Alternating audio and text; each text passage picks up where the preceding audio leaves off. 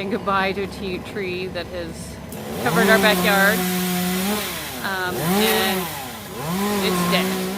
My good buddy Andy and his crew come over to take care of it for us. They've been here about a half hour and they've removed 3 trees. They're working on the 4th, the tallest one, and I'll show you a picture in just a second of the climber. And it's pretty awesome to watch, and I highly recommend them. They're a good crew. Thanks so much. Goodbye, tree. Bye.